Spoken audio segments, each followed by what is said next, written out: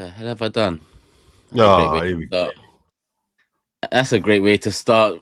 Probably the biggest win in a very long time at the Emirates era of the Emirates era. What a way to start, people. But it's 8 in the morning. I've had a couple hours sleep. I think Lee's had no hours sleep. James probably a few more than a couple. And Jordan watched the highlights. I've had plenty. I was in 12 bed by hours 10. sleep. Was you at the game yesterday, Jordan? Yeah. It was long to get in, but I got in. Because loads of people said they see you, but you was walking away from the stadium at kick-off time. I don't know if this is true. Is this true or not? I can't win. It's true. I can't believe how many people come up to me saying that Jordan's walking away from the stadium. He does watch the highlights. It's unreal. You know what it was? I had to walk back to the station to meet somebody to do something, but I wasn't. Oh, they actually saw you walking away from it. Okay, but that looks bad. That looks pretty bad. But I did come back. Oh, what a night! I had no defense. I said I had no defense. What a night! What a game to go to, Jordan. I mean, usually we start with Lee, atmosphere, and what all of that stuff, but I don't think the atmosphere last night was in question. But go on, Jordan. Can I go first? And I'm going to try and forgive me if you've got like a structure to the pods, Turkish. I'm going to try and rattle through a few things. And then not on 2 hours sleep, we don't. Yeah, true that. You had the wheels till they fall off. I'm telling you. Yeah, indeed. and then I'll shut up, and then you guys can give your views. Amazing, just amazing. It was an honor to be there. Honestly, when you're at your football club and you witness nights like that, it's just like it's an honor to be there. I couldn't remember maybe a couple of atmospheres in the Emirates era that can match that. I remember I was at the game with Atletico Madrid in the semi-final of the Europa League a few years back, and the atmosphere was, there were flags everywhere. The atmosphere was, it was so loud. And then there was another league game, I think it was against United or City anyway, a couple of years ago, where I remember thinking like, whoa, this is incredible. But last night, fair play to the fans. The fans came, positive energy, loud, ready to support the boys. It did tail off a little bit after the first 15 minutes. It did tail off a bit, but the people were in there early. It was like, yeah, this is the Arsenal fans are up for this. So big up the fans, because it's not been great this year at times.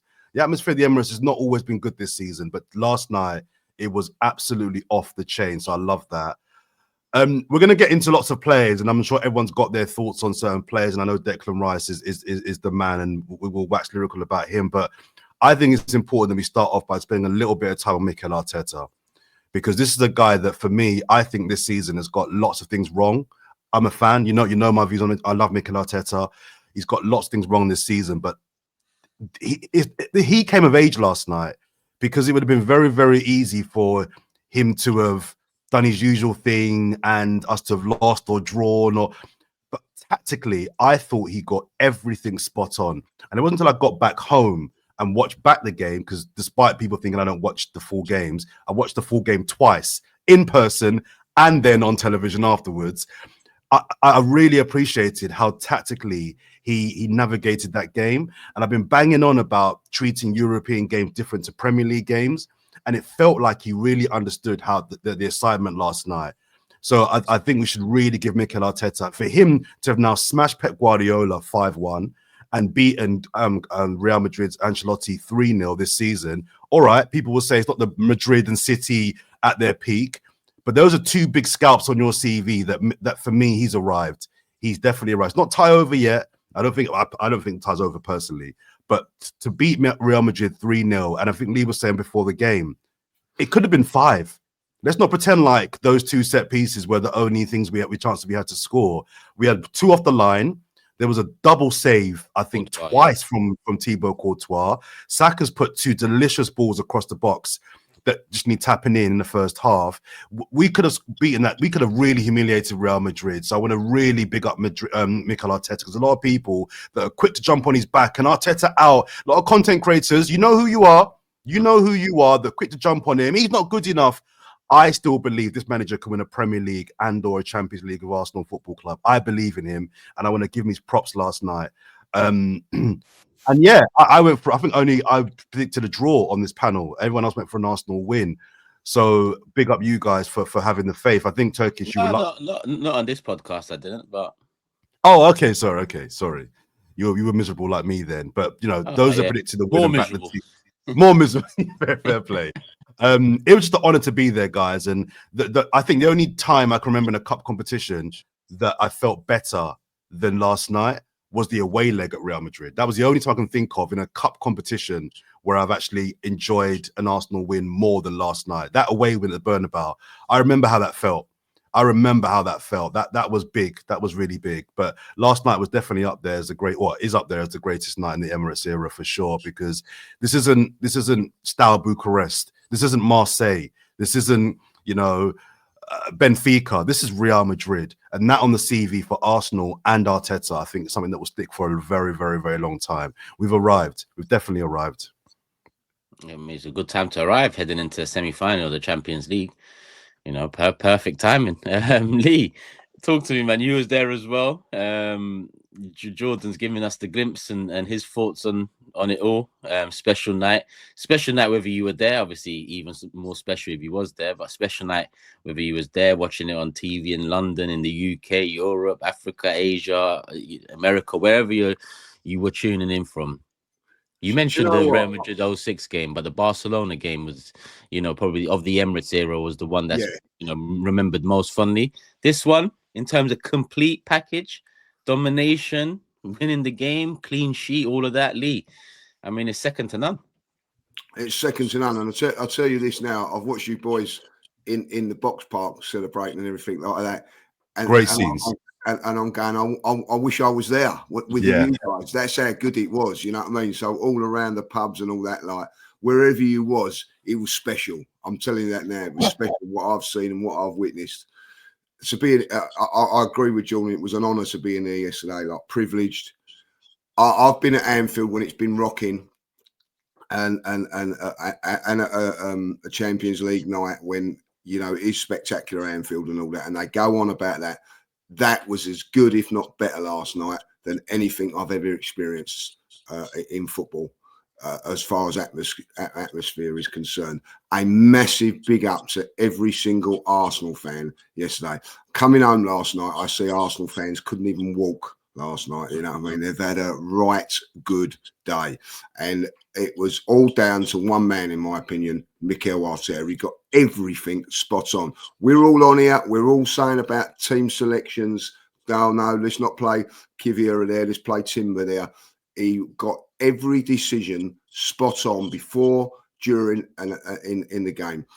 Timber, outstanding at right back. You know what I mean? Absolutely outstanding at right back. Miles Lewis-Skelly. There were even people saying, me included, maybe this game's too big for him. Maybe bring in Kieran Tierney for this game. Like, no, he got everything right. MERINO up front. There's a certain person that's been banging on the Trossard drum. Oh, he's got to play him up front. He turned up yesterday and was outstanding. And that is down to the manager. And the performance from the team, wow. I'm disappointed, boys. I am disappointed. I've gone on last night. I'm disappointed on 3-0. That was the minimum we should have got out of that game yesterday. Like it's incredible performance. And I'm just like, you know, I'm absolutely buzzing. I had no sleep. I couldn't get sleep. How could you go? I wanted to do the pod last night. I said, I can't. I'm so buzzing for it. You know what I mean? James is a spoiler for that. But anyway, that's another story. But anyway, it was fantastic. Before we go any further, I've got to make some shout outs. Like, you know, big up to Chloe. She come up to me and she said there was a big girl fan base on the Fourever Arsenal. So I've got to give her a mention. You know, the boy, the fella on the train, can't remember his name. Don't remember anybody. I just remember girls' names. It's bad, I know. He just turned around and said, wow, Jordan, he's got to go. But he said he loves him. He said he loves him. Like, the best one, though, was the two guys in the stadium after the game. They come up to me and said, we love Turkish. We love him. But he's getting away with murder. He's getting away with murder, like, you know.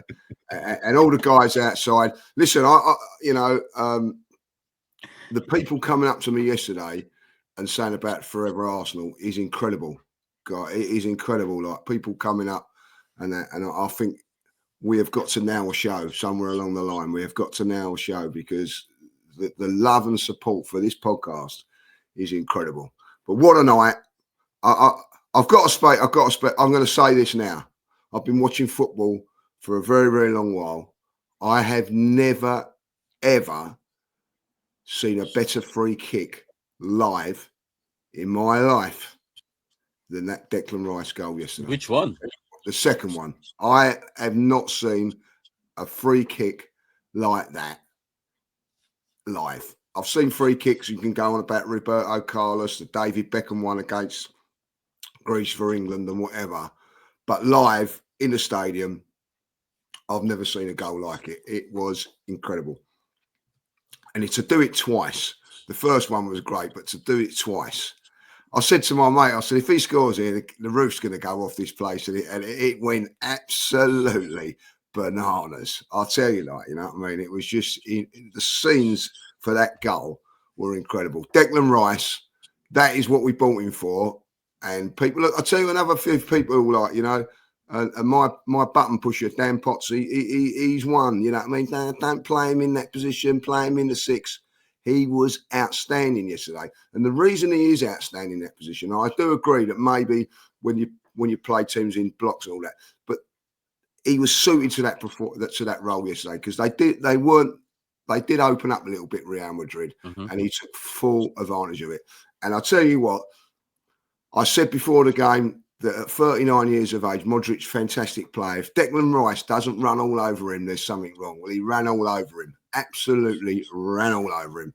Unbelievable performance from Declan Rice. And I don't think I could love him as much as I can, but I'm telling you, he's up there now. He is pushing in the iconic. He's going to become an iconic Arsenal legend. I'm telling you, like, you know, I really do believe that. That was unbelievable last night. Yeah, special games like that, special moments create special players, and we know he's a special player for West Ham. But I mentioned this, a lot of that's down to his character, and I think his character shone through again, even taking those free kicks, taking the first free kick. You know, we ain't got a designated free kick taker. You know, I always look at Rice as his set pieces have improved since coming to Arsenal, or whether they've improved or he's been given more freedom to take them. I don't know which one it is, but you said we know what Rice does. He's doing more than he was doing 2 years ago. He's become a better player than he was 2 years ago because I lean more towards 6. But in the 8, he has pulled out, you know, over the 18 to 24 months he's been at Arsenal, he's pulled out some gem performances in the 8. But you are right, low block calls for different scenarios, different attributes. But let me tail it back into MIKEL. Just one thing, Turkish, before we go, Connor. Ring me. That's all I'm saying. Ring me. You're calling out everyone, Lee. Oh, I know. So have you always wanted Rice in the 8 then? Is that what you're saying? I think he can do both. I really do. Have you always wanted him in the 8 is what I'm asking? Yeah. You're saying Dan Potts went on about, he's a 6. I'm going to say it. I'll say it. I've said it all along. I think there's more to his game than just playing a holding midfield player. I think he's got too many attributes to be just a holding midfield player. His energy levels, he's up and down. I think I've pushed it. Me and Dan have arguments over it. But I do agree that if he plays sometimes in a low block, I don't think he's got the guile to get through that sort of thing. He's a different sort. But that game yesterday is perfect for it. I thought it was outstanding yesterday. Lee's right. Sorry, James, before you have your say, just quickly, I agree. It was the first time last night that I thought to myself, maybe I've underestimated his ability to be an 8. Maybe 8 is the role for him. Lee's right. Tactically, last night, 8 was perfect for him. I thought for England last week or week before, in a 6, he certified what I think he's very good at. But there's goals in him. He when you've got a guy that can strike the ball as well as he can strike the ball, he's kind of weighted in the 6, and you kind of want that energy and that kind of crashing of the box and that ball striking ability in and around the box. So maybe we need to buy a 6 and have him as the 8 and then buy a 10, or if Odegaard has a better year next year. But it was the first time I thought to myself, maybe 8 is the place for Declan Rice, because he was amazing. Tactically, it worked. It worked well in this game because of the space that Real are going to give. I think you need options, especially modern day football. It doesn't eliminate the squad issue that we've all spoken about. And to be honest, I never entertained him being a poor 8, even though I'd prefer him in the 6 because of his attributes. He's always done his thing in the 8, and people act like he hasn't been, productive. He has been. Yeah. But this is by far. This game is iconic. I mentioned Henry's 06 moment. Not necessarily just because it was Real, but the moment's iconic. We didn't go on to win the Champions League, So as much as I moan every year about not winning things, let's take this game in isolation. 0-0. We've had creativity problems for the whole season, let alone the last few weeks leading up to it. There's a moment there, free kick in and around the box. Listen. He's put himself into that bracket already at Arsenal where, once we get over the line with one thing, two things, a few things over the next however many years, he's going to be front and center in terms of, captain choice, man of the matches, player of the seasons, legendary status, iconic status. He's hit the ground running in his Arsenal career. But let me bring it back to Mikel, because I think there's probably none other to hold not hold my hands up with Mikel, because I like Mikel. I think he's a top manager. I think he has made mistakes over these, and it makes it even more frustrating to see performances like this, because I struggle to think of a greater performance. Maybe the result against Barca, the way it happened, because they were the better team and it was a tight game and we had to turn it round and it was impact. Maybe that one, the buzz of it felt better at the time, but this one was utter domination against one of the best teams in Europe, the defending champions, with an abundance of attacking quality from start to finish, conceding 1, 2, 3 chances maybe across the night, which is normal against Real Madrid. He's not going to play Real Madrid and concede nothing. But the domination, the way we went about it, I couldn't see this coming. I mean, I could see a win. Because Real are not, that complete side maybe we saw a few years back, but I just couldn't envision the way we went about that and the way we produced it, the clean sheet on top of it, the manner of it, the individual quality. Much has been said in football recently about systems. It was individual quality that broke the deadlock. Not only broke the deadlock, I mean, all 3 goals were pretty much individual quality. I don't think all 3 goals, you put the XG for all of them is probably 0.1. I don't know. I'm not the XG expert, but every goal, even MERINO's goal. But Mikel Arteta in general, I mean, on one hand, it just shows you what he can do. And for a young manager to have this on your resume so early on, it is a great moment. It's a great result. It just frustrates me that we're so close to completing that puzzle, and he's been so close to completing that puzzle. And when I look at that performance, I also ask, what in the league, why couldn't we just be a bit closer? Because if we were a bit closer, the momentum that a result like this could bring, but Champions League semi-final on the horizon. I bought my away Madrid ticket well before the fixture last night. Crossed my fingers, praying that there's something in it. Is there something in it? We're going through. I'm driving over there knowing that I'm going to be in the Bernabeu. What do you mean, Jordan? Nah, we're going through. If these man can't fuck this You've gone early, Turkish. You've gone early. You need some sleep. Give that man some sleep. On what I predicted a loss yesterday or a draw, or I didn't know. Let me get stayed for that now. I'm saying we're through. Yeah, so let me get that early. But I feel like we're through. I feel like the work was done. 2-0, I said there'll be probably 50-50 in Bernabeu. 3-0 makes it 80-20. I won't write them off completely, but 80-20, I'd say. So we're not through. No, we're through. We're through. Unless unforeseen circumstances, you can't envision 2 Real goals in 3 minutes in injury time like they did against City. We've seen Real pull out some moments over the years, but am I the only one? Am I the only one confident we're through? I mean, I'm obviously confident, but I wouldn't say it's done. I've seen Madrid just do a madness at the Bernabeu, although this would be quite something. But they've got the players to do it, so let's see. It was an unbelievable night. I think Arteta getting it tactically right You know, he's done this against big managers before, but just it's never been quite this devastating and quite this, you know, this really kind of sent a message. It's kind of even more cool for individual quality in this team because it took the individual quality to win it. As much as Saka put a few that rolled across the box, and as much as we dominated and had them pinned back in the second half, it really took two of the best goals I've ever seen scored at the Emirates for us to go 2-0 up. And then don't sleep on Merino's finish. I'm glad no one is, and no one has been, because he's actually moving backwards. Has to plant his right foot. Arguably a better finish, James. Unbelievable finish. The way they call it. I saw someone call him Juan Percy. But you know, I know. Twitter was on fire last night. I wish I could credit who put that, but I saw a message do the rounds.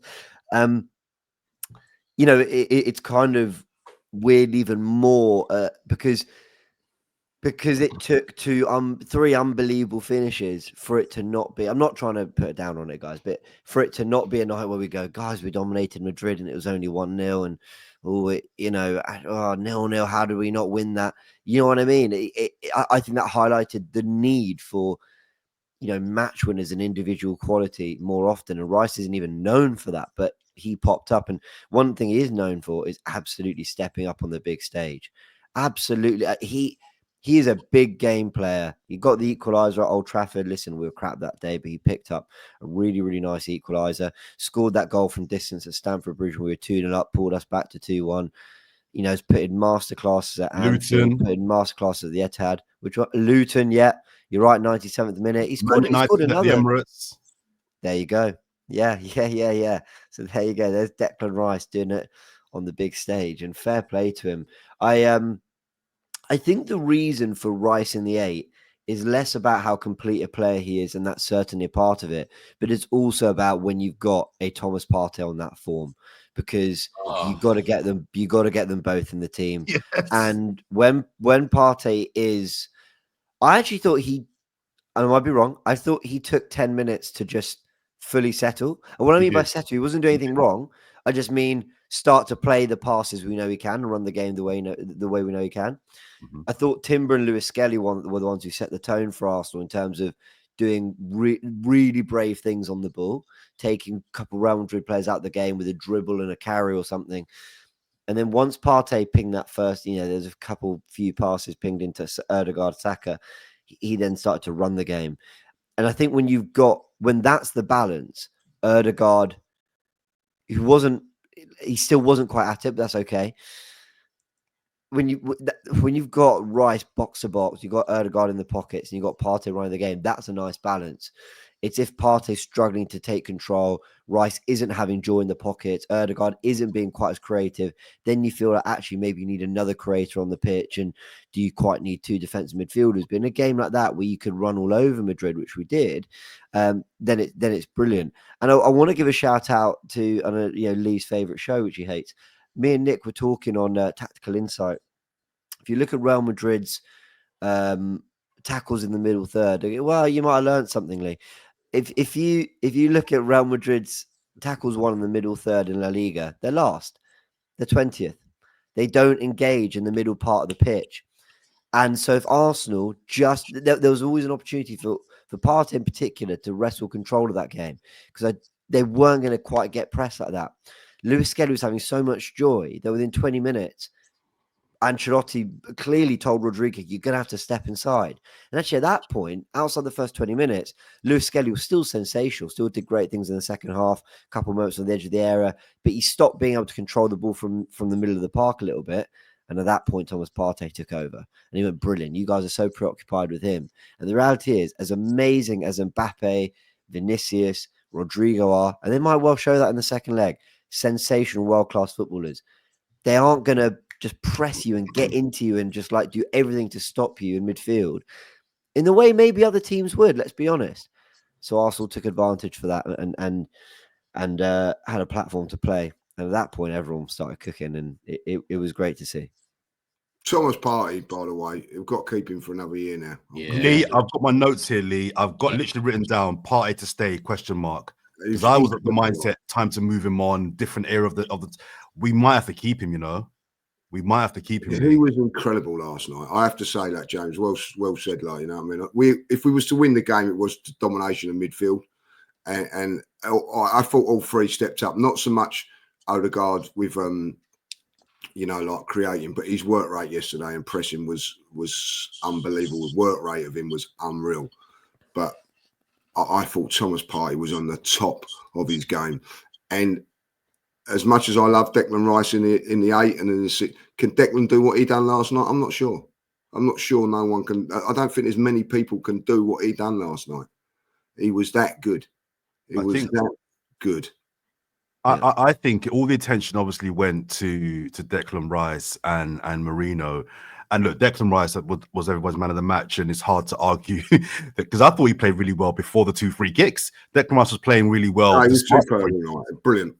But I think there were 2 sly candidates for man of the match that went under the radar last night, and one I think was Partey. I thought Partey. I think you're right, James. It took him a while to warm up, but once he warmed up, he bossed that midfield. He bossed it. And Thomas Partey, apart from Saka, is my favorite player at the club. I love him. When he's at his best, I don't know who in the league is better than Thomas Partey. We just don't see it enough. I just think he's got so many attributes to his game. He was brilliant. The other player that I've nobody's mentioned in all the, I've seen lots of reviews and I've listened to a couple of podcasts this morning and I listened to the radio. No one's mentioned Saliba.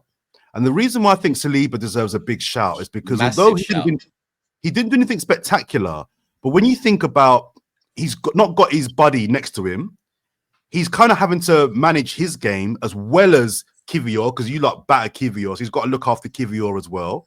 He's got 3 of the most attacking, the best forwards, 3 of the best 5 forwards in European football to deal with. And we forget he's still so young.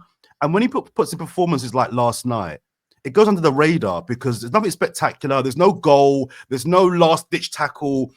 But it becomes normal. We've got one of the greatest centre-backs potentially of all time in the making at Arsenal. But because he's so consistently good, we don't comment on it. And maybe he wasn't man of the match last night, but no one's mentioned Saliba. And I think it's because it's normal for him just to be 8 out of 10. And when you think in that environment, without his main guy next to him, there's a lot of responsibility on him. He's got Lewis Skelly, a U on the left. He's got a not fully fit Timber on the right. He's holding that midfield, that defense together pretty much by himself. And I want to big up Saliba because I was watching him a little bit in the second half and thinking to myself, you just do the job. You're so competent. I trust you. I just trust him. So I want to give Saliba a shout out because no one's mentioned Saliba. And I thought he deserved the shout out because he was good. He embodies this Arsenal team perfectly, Saliba, in the sense that last season, the quarterfinals, actually the knockouts of the Champions League, he wasn't quite ready for it mentally. You could just see, like the Porto games, he struggled. He looked a bit nervous. Bayern Munich, we didn't kind of see him at his best. And it's kind of a reminder of the potential and the quality he has, but also that sometimes it takes these experiences to then be ready for the next one, and you build on it. And a year on, you are going to be better for it. And it's funny because this Arsenal team as a collective this season in the Premier League haven't kicked on from last season. But last season, he did kick on from the season before. They learned from that experience. And sometimes it's not always an upward journey, but the team, it is in so many positions still a young team that is expected to keep getting better. That's why things like the transfer window frustrate us so much, because you're thinking, keep giving these players the help they need, because they are growing, and that I still believe this team will get there in whatever there looks like, basically recognized as one of the best teams in the world. I think they can get there. And I think Saliba kind of captured like how he has performed. I mean, away at PSV as well, but then in this night, on a year on from Bayern, which I thought was a struggle for quite a lot of players. He's grown. It's amazing what a year can do. Do you know? Every player yesterday had a moment. Every player, Raya save in the first half at 0-0, very, very important. But there was a moment in the game where they broke on us, and Mbappe was like completely free. And if he commits, he slips the pass in, and he doesn't. He just ushers it out, and in the end they can't get it into to him. Like, if you go back and have a look at it, it's fantastic bit of defending. Because I think last season he would have committed, but he didn't. He stood his ground, just kept it, and then when the gap plugged up, he went. It was a great bit, and that was his moment yesterday. And they all had him. I've got to say, like, you know, you're right about him. He was superb last night, but Kivior has got to take a lot of credit as well. His first kick was a missed kick, and he came back from that, like, you know, unbelievably well, and proved the manager right. But I do think with Saliba, I think the whole team, you know, which is the biggest thing for me yesterday. You talk about Bayern Munich. We had Bayern Munich like we had Real Madrid yesterday. And we made mistakes, but we learned from our mistakes yesterday. You could see that we knew exactly more what we was doing. And that's the biggest plus for me. And you're right, James, what you say, that next year, if we learn from the mistakes we've made in the Premier League, and these players look like they want to learn, they want to get better. Who knows what can happen? But I just thought, like, yesterday, that was the biggest thing for me, is that we made mistakes against Bayern Munich where we was right on top of them, missed chances against. Remember, Ben White at 1-0 missed a very, very good chance. Yeah. When we had Real Madrid yesterday, we took them. And I felt we didn't do that against Bayern. And so I feel that Arsenal have learned and that we're growing as a team. We are, and that's a great point, James. I think when we sorry, regarding Saliba, before we move on, he had a couple important moments in that game. I think as important as well, nearly as important as the goal scored in that first half. That Rodrigo running essentially 2-on-1 with Saliba and Mbappe. He just, you know, I've seen Van Dijk do this so well over the years. Just, you know, running in between the gap at the perfect pace to ensure whenever that pass is coming, I'm blocking out that pass. That was a 2-on-1, Mbappe and Rodrigo. You struggle to find two players that, you know, you could pick better to go on a fast break and cause more of a threat. He dealt with that with aplomb. About 10 minutes later, James, you might remember, you all might. We lost the ball in our half, and there was like a half volley pass, you know, trying to skim it across the ground. I forgot who it was just inside the half who was making a run. Saliba again blocks that. If he's not there for that, I think it was Mbappe. He's through on goal from the halfway line. So those two moments in the first half, when you consider how important the 3 goals and the clean sheet are after, it could have been a very different game. Saliba, I always asked for a big game because of his, you know, European, what do you call it, run so far in terms of over the years in certain knockout games.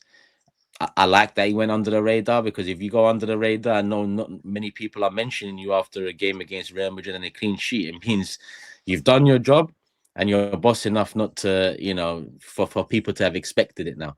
I love that. I don't think it's a disrespect. I think it's a sign that he's there. And also, I wonder if it helps with the contract talks as well. I mean, these are small things, but if we can prove that we can knock out Real Madrid, it might just have a slight bearing whether he believes this is the club to kind of be at. Because when Saka put those 2 balls across the box and they weren't tapped in, my frustration was Saka must be thinking, what am I doing here? What am I doing here? Guys, I've been back for 2 minutes and I've done more in 2 minutes than bloody him on the other wing, Mark the captain, and everybody and MERINO have done in the last 4 months. He must be thinking, what am I doing here? So with Saliba, if they can believe that actually this is a club that I can win things at and beat the likes of Real Madrid, have those nights, you want to be part of those nights, that might help. Did anybody else think that after 25 minutes, Real Madrid had to sub Alaba? They had to take him off because he's been out for quite a while with a long-term injury. He had to come off after half an hour. It was so clear he had to be subbed after 30 minutes, in my opinion. Did anyone else think it was weird that he played the rest of the game? I just don't think they had any better solution. I'm no expert on Fran Garcia, but I think he's considered a more attacking left back. They could have moved Camavinga there, but they already had Valverde at right back. So they'd have had to have done something quite drastically different to get him on the pitch, and then you're suddenly getting Vazquez maybe on the pitch, so you can move Valverde into midfield, then Camavinga left back. But Martinelli was actually, I thought it was a tough battle against Valverde, or was going to be. I thought he had the better of him. I thought the flirt had delivered, Jordan. Listen, I thought he was. He had the beating of him, put some really good balls into the box. He put a couple of good crosses in. He sounded like a full-on agenda now, isn't it? He did. I don't think he was poor, but you know what it is? I just think if we didn't know it already, we know now that the gap between him and Saka's not just better than Martinelli. There's like a bit of a chasm, in my opinion. That's true of almost every other winger in the world, bar. True, but that wasn't always the case 2 years ago. I agree with that. Do you know what I mean? And I think to another level. More credit on Saka though, Jordan. Maybe. And also, Martinelli's work rate is. I was saying it. Do you know what? Because I got the Merino thing wrong. We'll chat about that in a sec. But I've got this right. I got this one right about Martinelli because people. We do this all the time as football fans. When we don't do well, we go, and the players didn't try. We all go. They didn't even leave it all out there. They didn't even have a go. They didn't even try. And Martinelli's someone who hasn't had a good. He hasn't had a good couple seasons really. But you can't ever fault his effort. Can't ever fault that he's trying. And so I can only ever be so critical. Like there's only a point I can really get to with my criticism of a player when I know they're doing everything to try and make it happen. If you're not just quite there, you're not just quite there. And that's maybe the manager and the transfer market or whatever. But nights like last night, you need everyone. I mean, Tierney must have covered more ground in that 1 20-minute spell than he probably had in his last 3 years at Arsenal. I mean, it's like every single player left it out there. And, you're just like, you feel, I don't know, you just feel an affection towards them because you're like, that's James, what we would want to be doing on the pitch. I'm with you. And it's not the night, it's not the day to be critical of any players. But Martinelli wasn't bad. I'm not saying he was bad yesterday. I just think how long could we keep leading with he leaves it all out there? How much longer can we go with the whole? It up, Jordan. He balances it up with the work rate listen. I think for last night it works because you need everyone to put in a shift. But over the course of a season, my winger can't just be praised for leaving it all out there. But I don't want to batter him today because it's not the night. It's not the game to batter him. No, and I think what you got to say, and I think anybody compare. I think he gets a little bit of a raw deal. Oh, he's not as good as Saka. He's not as this. He's not as that. Do you know what? I'm going to say this now. Saka was nowhere near fit enough for that game yesterday, right? He wasn't at his best, but the guy just delivers moments, you know what I mean, like of unbelievable quality. He just does things, and again, he's a half fit player, and he calls them all sorts of problems. That's a major compliment, because for a second there, I was kind of hearing that as like he wasn't that good, but what you're saying is almost he was that good and he wasn't even fully fit. And that's probably a fair reflection because he wins the 2 free kicks. But Bellingham couldn't get near him. Alaba couldn't get near him. I mean, Saka was, and it's just the way Saka looked at that reporter, like, you're wondering if I'm on their level. And people can go debate. I just need Saka to believe he is. I don't care where people think he ranks amongst Ballon d'Or chasing Vinicius and, World Cup winning Mbappe and all that. I don't care. I just need him to believe when he's on that pitch that he belongs with them. And my word, he outclassed them both. Yeah. Did he not?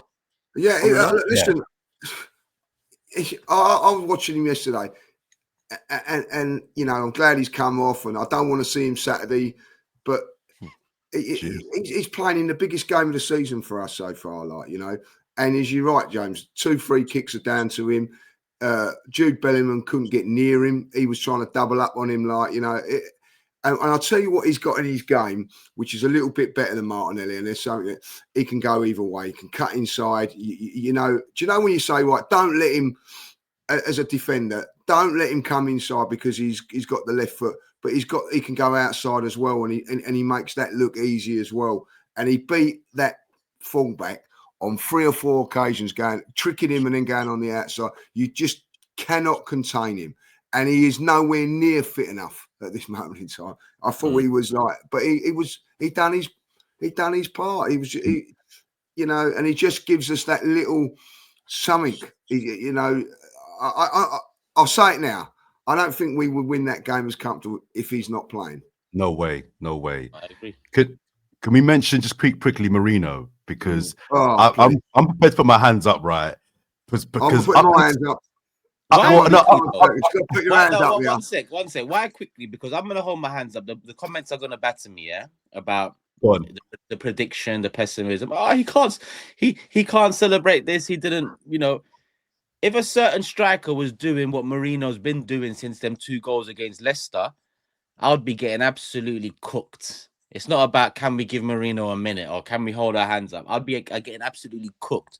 Merino, since stepping into that role, has exposed that we need a striker tenfold. If we didn't know we already needed one, which we should have done, then what Merino's been doing tenfold. And I'm not saying 90-minute performances, but the ability to be there and make it count, even if there's 1 or 2 moments across 90.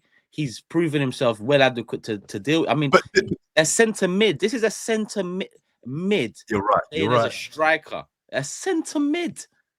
But Turkish, I wasn't even putting my hands up for like to say that anything beyond. I was going to say for about up until the double, there was a double save in the second half where he had 2 shots that were saved by Courtois. I think it was after the hour mark, about an hour. Do you remember? Where Yeah. second half, right? Up until that not the point, double save. Alaba cleared the first off the line, then Courtois saved the second one. But oh, is that what it Martinelli's was? shot was the first save. Yeah, it was a Okay, save, okay. block off the line save. Up until that point, I was battering him because for me, he wasn't involved. And I've heard James mention something similar to before about we know Merino's not a striker, so we're not expecting great goals or great forward play.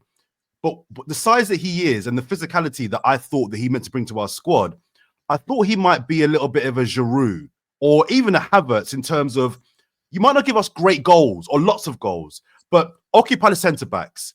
You know, pull some shirts, you know, be a nuisance, cause some chaos, you know, make the defenders work so the guys that can score goals can get in. He wasn't even doing that. I thought in the first half he was absolutely abominable. He was ghost. I don't know what he was doing. He was so bad.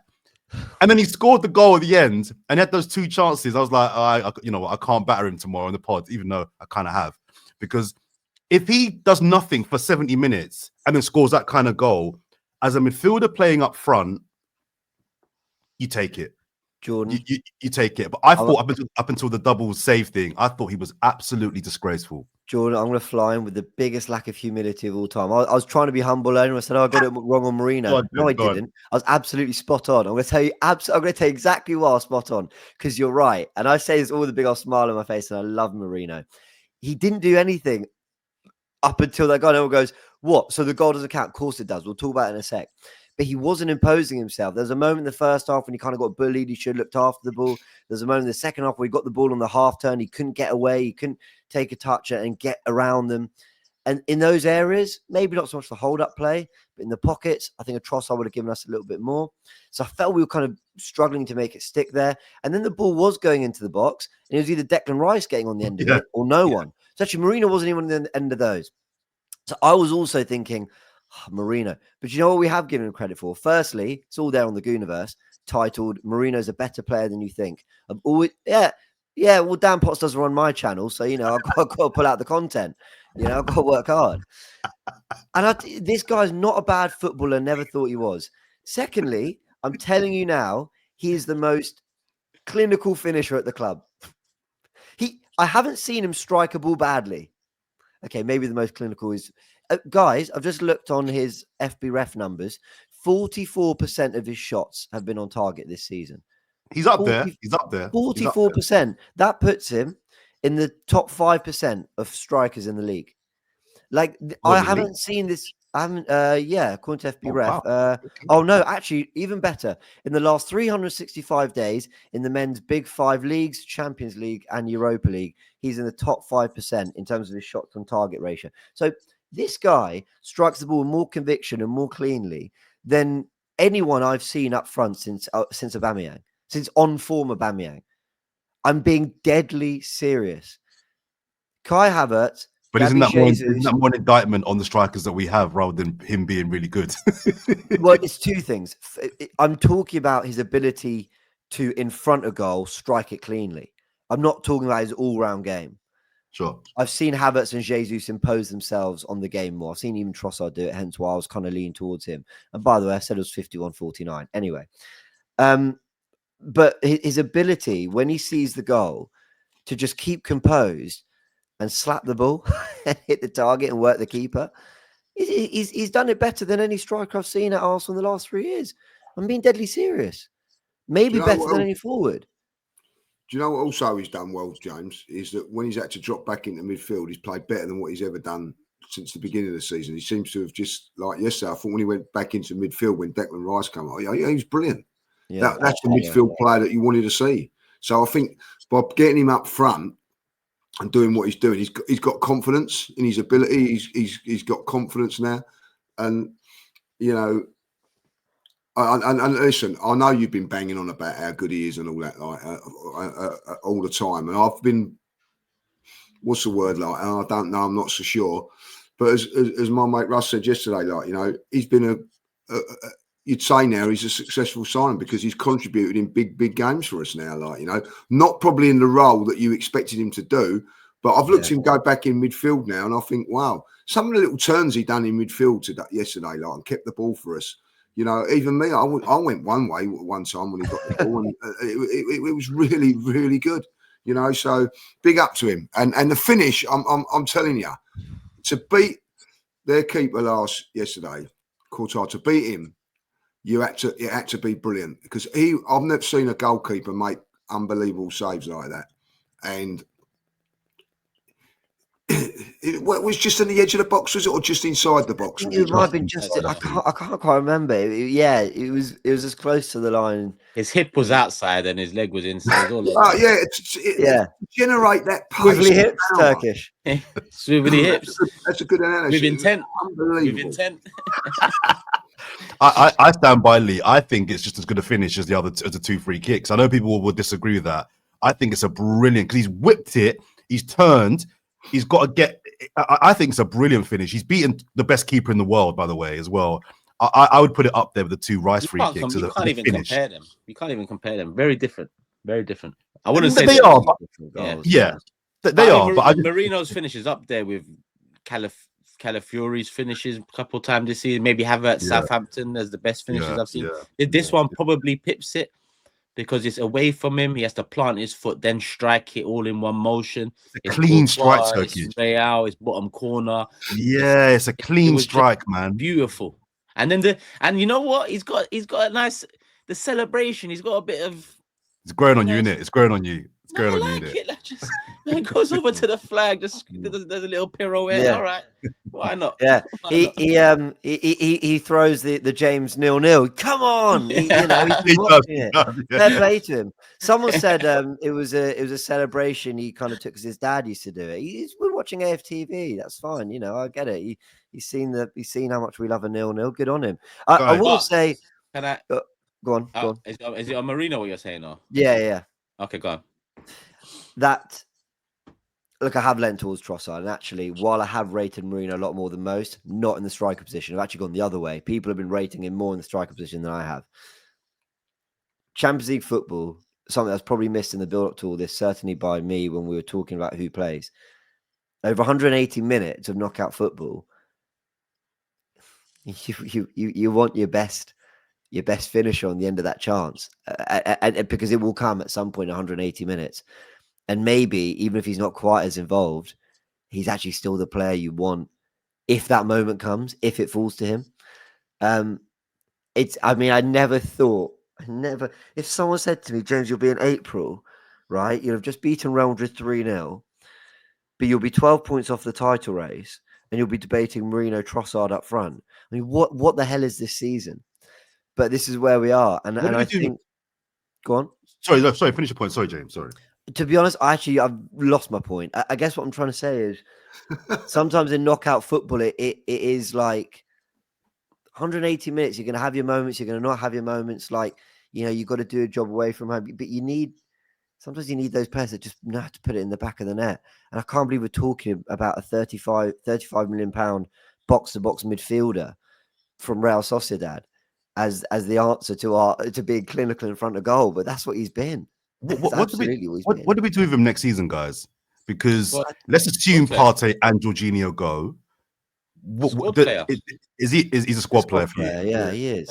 A role to play. You know, I mean, like people go, "Oh, he's a squad player," like it's a bad thing. You need to have quality squad players to win leagues. You know what I mean? It ain't about the first 11. The 11 that takes care of itself. It's when players and need a rest, or they need, you need to injuries and whatever. If you're a squad player, it's like, oh, you're only a squad player. It is a massive, massive thing. Trossard is a squad player, but what a squad player he is. And he's come in and been fantastic for us. Like, probably, you might get your way, Jordan, with Martinelli. He might be a squad player, but he's going to play a part.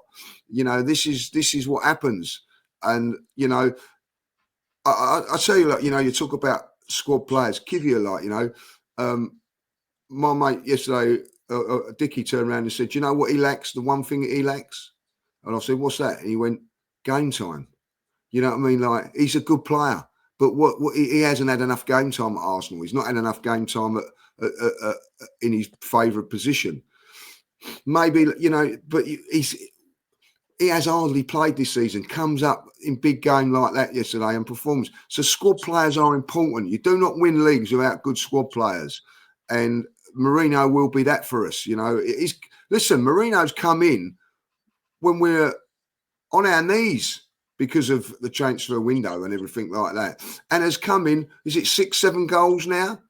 Yeah. I think you've got to give him credit where credit's due. He's come in and helped us out big time. Why? Because he's a good squad player, and that's what you need. And I don't think it should be disrespected, squad players. I really don't. Can I just go back quickly to... Sorry, go on, Turks. Go on. You go. No, Marina's just bringing everything that we needed in terms of what Arteta needed. The most like-for-like replacement to Havertz. We all said it pretty early on in terms of profile, but I also think in terms of delivery, maybe he doesn't invade space quite as much, but he finishes a bit better, in my opinion, a bit more confidence in it. So, yeah, squad player. It'd be a great squad player to have. I think if you complete the puzzle next season, Merino, Trossard, potentially Martinelli, these players, when you start looking at your bench, a lot healthier. Because I was looking at the bench last night thinking, I mean, I know Havertz is out injured, but this bench is not a Havertz away from being complete. But it's a very good. I want to, we've said with Saliba, it goes under the radar because he's so good. I think the same can be said for this player here, but in a very different way, because Saliba's been doing that for years, team of the seasons for years across a couple of leagues. Lewis Skelly, I don't think we understand what we're witnessing this season with him, whether it's his breakthrough in the team in a position that's unnatural for him, or whether it's his breakthrough to the international scene, or his bounce back from a silly red card to scoring against Man City, and who are you to what it was then, and now it's a Champions League start against Real Madrid, and forget the assist, a clean sheet. Forget the clean sheet. One of our better players across the 90 minutes in that first half, especially. You said Timber earlier, Jordan, but Lewis Skelly just... I've never been let down by Lewis Skelly all season. That red and that penalty thing, that number one, it's a learning curve. You could argue harsh, especially not for the red card. But Lewis Skelly, another test for him. It was another test. And before this test, a lot of us did have the whole... He's a teenager. We've got to protect him. Kivior on that side. Is he going to be exposed? Is he going to be exposed? He played his part in terms of exposing them and their midfield and the transition. Lewis Skelly, absolute gem. I don't know if he signed a new contract, but he deserves a new contract. He just think England, well, Arsenal, Champions League, England, Real Madrid. That's been his season. It's just, I don't know, probably our best left back out of academy since Ashley Cole. That's for sure. And we need to keep singing his praises, because the narrative among some will be, and it will be either trolls online or idiots, will be about maybe the penalty given away in 2 red cards. Quite frankly, one of the red cards was BS. Actually, and I didn't talk about it at the time because I didn't want to make excuses, but I actually thought Kudus fouled him before he brought him down for the red. So I think he could easily have not been sent off for that one. And it was never a penalty. I think he's been on the really hard end of some really unfortunate decisions. And amongst that, he's risen and played his football. Big up Thomas Tuchel for looking beyond that. Big up Mikel Arteta for trusting him and finding this new position for him. And big up Lewis Skelly for doing it.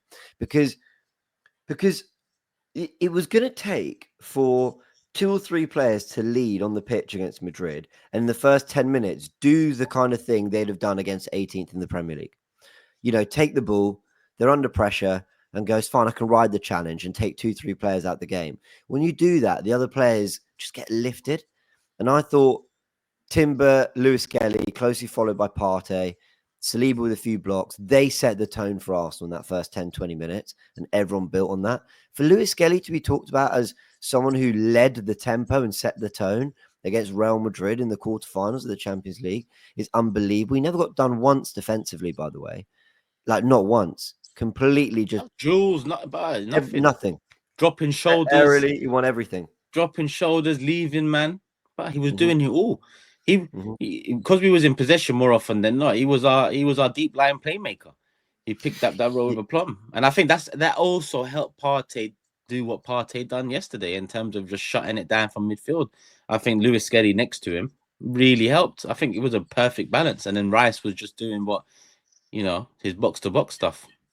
Biggest problem with him, boys, is that I forget he's 18. Yeah. He's a 26-year-old player, like, you know what I mean? Like, knows exactly what he's got to do, when he's going to do it. And was I nervous when he got the ball? Do you know, when he goes into those things, like, you know, you think, oh, we could lose it here. I don't get nervous. I just think, you know, and he just, I just can't give him enough compliments. Like, and on that, Lee, I've said before, when he does that kind of driving, he kind of gets the ball in the half turn and he kind of drives. There will be times where he'll give it away and it'll cost us. He will concede goals because of the way he plays and get more red cards. But I think the positives that he brings will outweigh the negatives. Yeah. I think over the course of the season, the way he plays will bring us more success than it, because the way he plays is quite risky. And he will lose the ball sometimes, and we have to accept that there'll be goals that we'll concede because of the way he plays and the way he's out of position sometimes. But over the season, he'll definitely, you know, bring us more than he loses us. Sorry, did you think he'll play midfield in the end?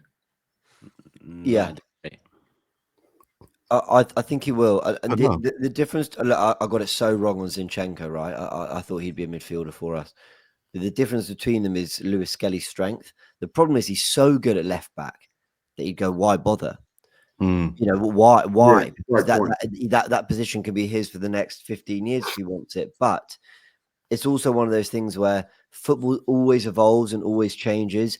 And you might need something different from that position in 2-3 years. And Lewis Kelly will, for example, we keep talking about Lewis Kelly as good as he is defensively, but also tucking into midfield and inverting in the ways Zinny did a few years ago and all that. What if after time have an overlapping fullback and actually a double pivot? Lewis Kelly is the left of a double pivot, is in the exact same position. It's the exact same role on the ball. So I could see him. I could see him playing a lot of different roles. I mean, you see that bit he did on the edge of the penalty area where he had like 4 Real Madrid players around him and in front of him. And I think he dinked it through someone's legs and then ran through. But then Martinelli got the shot. You know, just he's not phased by any of it. He was just bulldozing through. And Timber does that too. If there's no room for Timber to go in, he'll go through you. Yeah. Care. He is an absolute. This run of performances at right back. It's so, like, I don't want to do disservice to Ben White because wow, but I already put them as probably my 2 favorite right backs of the Emirates era. People can shout Sanya and all them, and he was brilliant when he was at his best. I love them. I can't believe we have them both at the same time. Can I just make 2? I know we're kind of running over time, but 2 quick comments. Going back to the Rice free kick, I don't know if you guys saw the interview that he did after the game, where he kind of threw Odegaard under the bus because they were asking him a little bit about whether, because apparently the set piece coach was telling him to cross it, right? To cross it. And Rice was saying, I was told to cross it. And Odegaard said, yeah, just chip it back post or cross it back post. And then Saka said to Rice, just if you feel it, just like, you know, go for it. Go reload for that again. Say that again. Wait, sorry. So apparently the set piece coach was said to cross it. Jova was saying to like cross it. Sit the fuck down, mate. I'm gonna. It gets worse. It gets worse. It gets worse. It gets worse. He was saying to cross it. That Odegaard on the field was saying, "Yeah, cross it, cross it." Saka was saying, "Nah, bruv, if you feel it, try a thing." And then he did it. And I think because he was still so excited post match in the interview, he was vibing.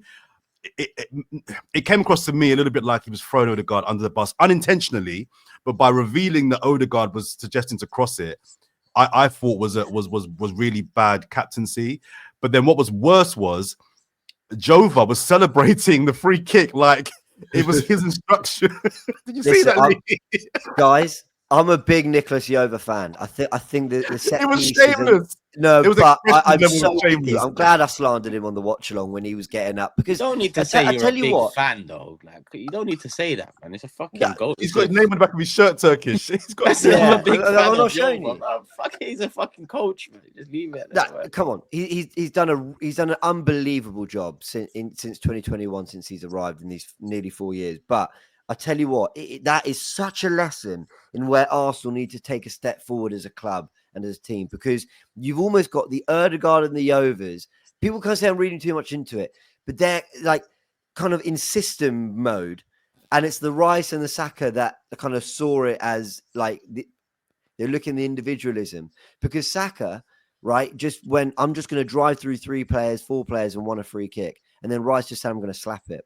Sometimes you just need players to want to be brave and take that moment, and I do feel like there's sometimes too much like, but what can we control? But what are the chances there? What are the percentages say? Let these players show what they're about, man. and Rooney so as well.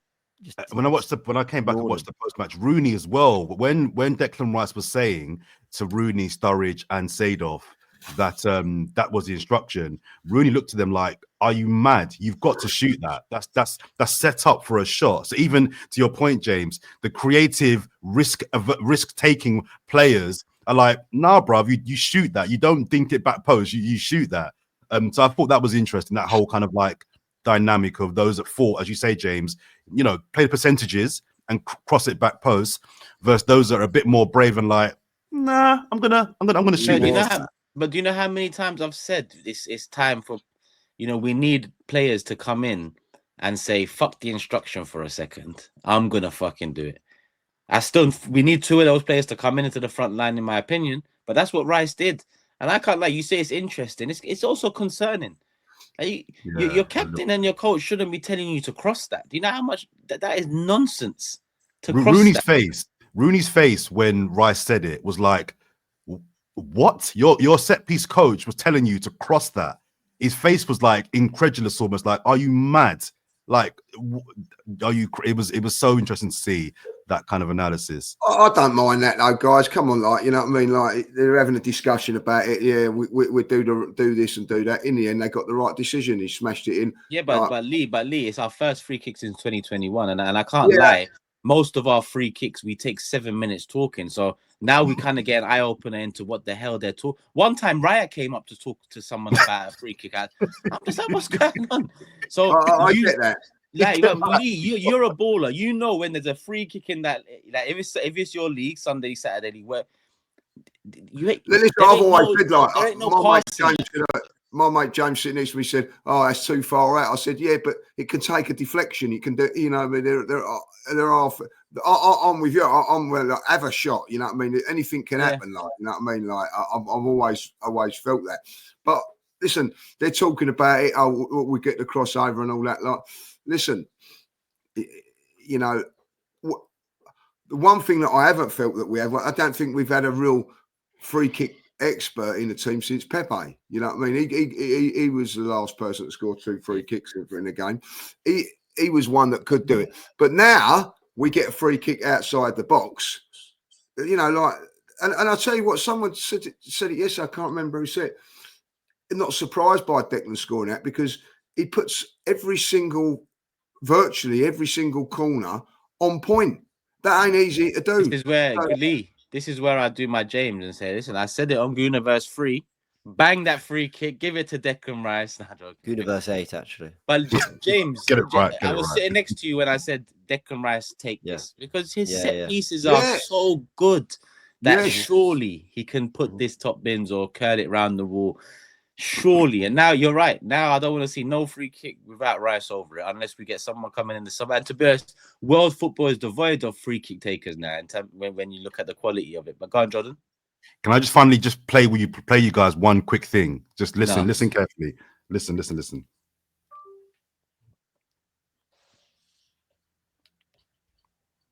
Hang on. Oh shit, my Bluetooth. Hang on.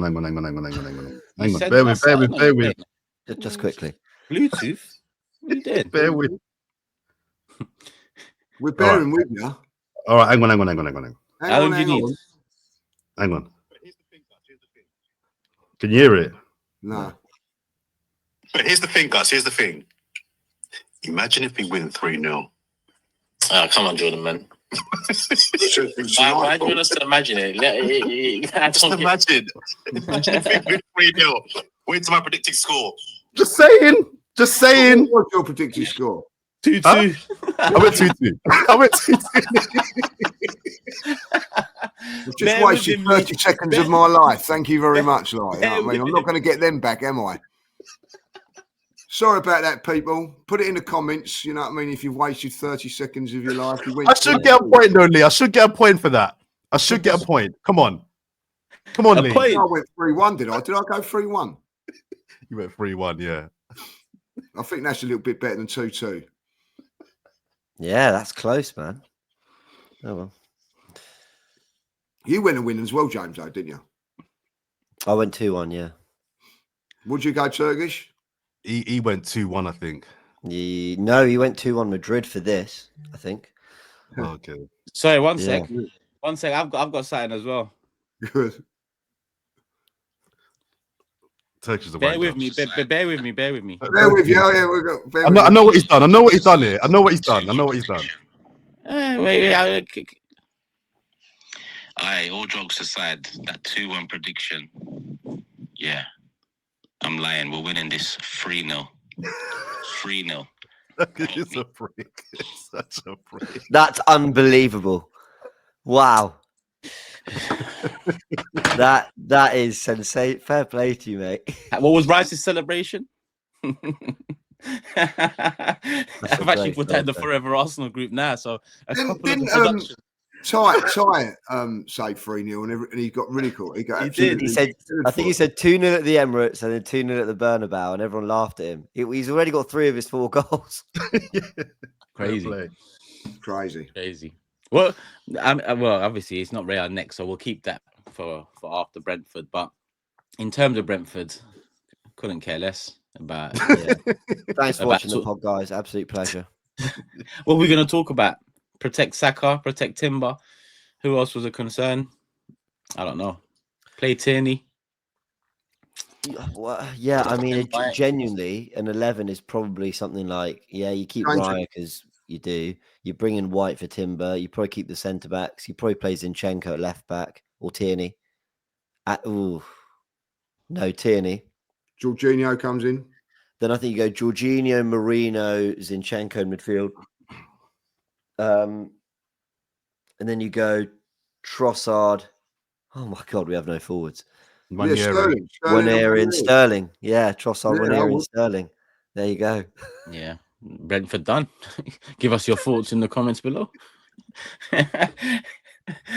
Hey, let me bring up the prediction table. Obviously, only Lee and James got a point each because they both predicted a win. Was it 2-1 and 3-1? Lee, I actually turned around to James yesterday and I said, Lee was close, 3-1, 3-0. I'm going to give him a point. And then I got home and I realized if I give you that point, you're above me, and I changed my mind. I was nearly going to be nice. Like, I just want you to know that there's something there. He thought of you. I was almost nice. Listen, I'm telling you that now, that the people on the streets are starting to fall out of love with you, Turkish. Beware, like, you know what I mean? That's all I'm saying. The people on the streets. Cool. Can I go first? Oh, sorry, we're going within the prediction. Sorry, I thought we was doing comments. Sorry. He's trying to interrupt and go first and be first in the league, Jordan, and maybe you can go first. But all right, for the audio listeners, James top 12 correct scores, 54 points. Jordan 45 points. I'm on 36, same as Lee on 36, but I've got 4 correct scores. Lee's got 3, and that's that. I mean, James has run away with it. It's just a relegation dogfight that's left up in the air. James, go on, prediction: Brentford Emirates 2-2. 2-2. Jordan? Yeah.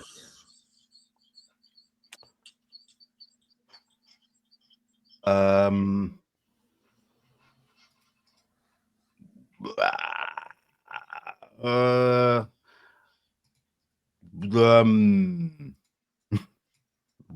think you're gonna win the league. 1-1. 2-2-1-1. Yeah, okay. 2-2-1-1. Lee? Oh, it's me again. Yeah. 2-1 Arsenal. I'm going to go 2-1 as well. I think that the way that the game was, yes, I think the atmosphere will just get us through. I think that somehow we'll just get over. I don't think it's going to be as pretty, but I just think somehow we'll get over the line. I think the opposite. I think it'll be a bit like after the Lord Mayor's show. I think it was such a high last night. It was so good. I think there could be like a massive drop. There could be. After what? After the Lord Mayor's show. Lord Mayor show, yeah? Yeah, it's a saying like Turkish. It says, What does it mean? It means a shit show. So, well, yeah, after like the big thing, it's you're never gonna match that. So it's just like I always thought it's because there's a lot of horses and they do, Speaking about mayors, you see that Sadiq Khan? He's fucked up the roads. He's fucked up the roads, man. Every time I'm driving now, I'm getting toll charges here and toll charges there. What a segue. Nah, but you said mayor, man. Where is he? Isn't he mayor or you see some sort of sign? He's mayor of London, yeah. Shit. The roads I've been using for 20 years. I'm being charged.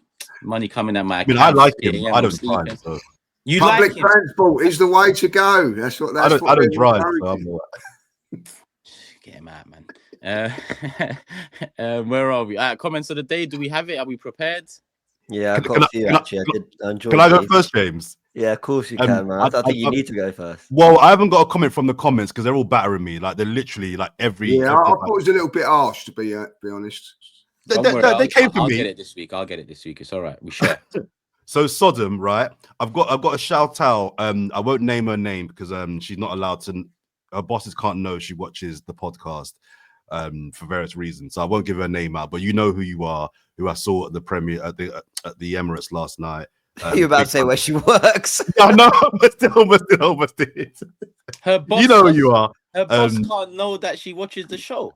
Well, that's what she said, and I think I know why. But anyway, I won't reveal who you are, Kerry from Barclays, who lives at Southwest London. I won't bait her out, but she knows Skinger.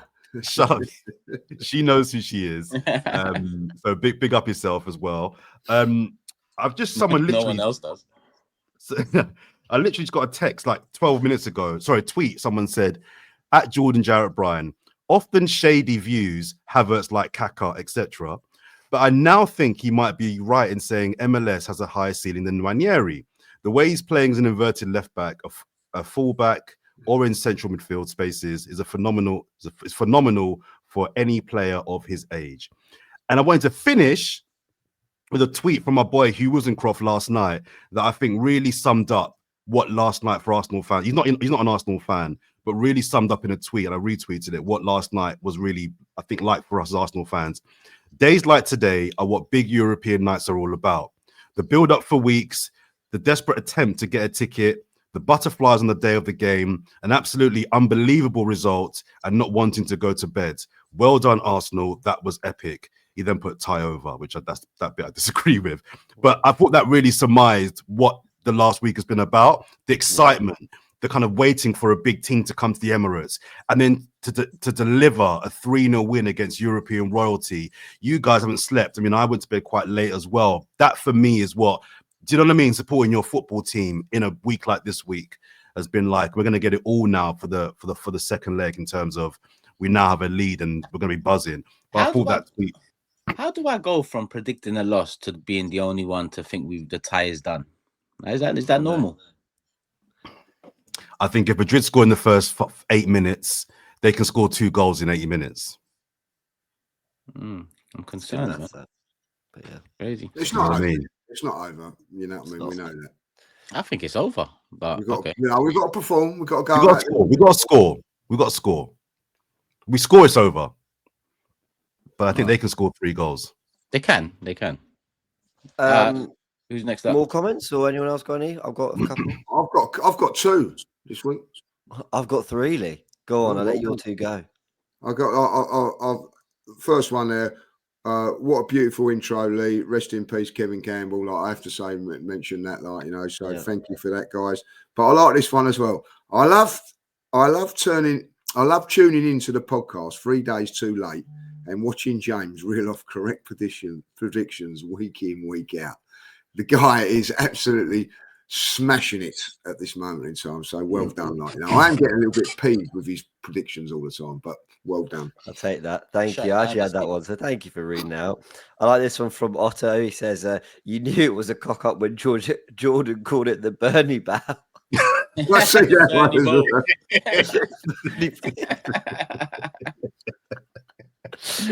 And I mean, that was funny. We just left it.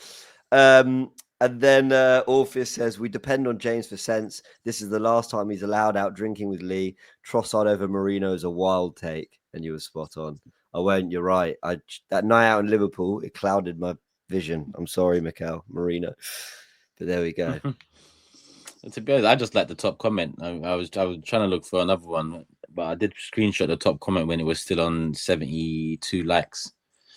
I thought Jordan's best ever Emirates era team was the worst thing I've seen until I heard his lineup for Real Madrid.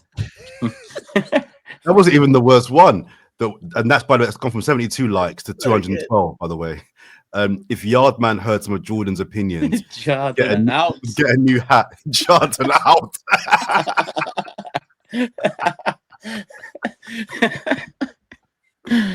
Oh, mate, they got the comments. I love them. I love them all. Leave your comments again, people. What are you going to say, James?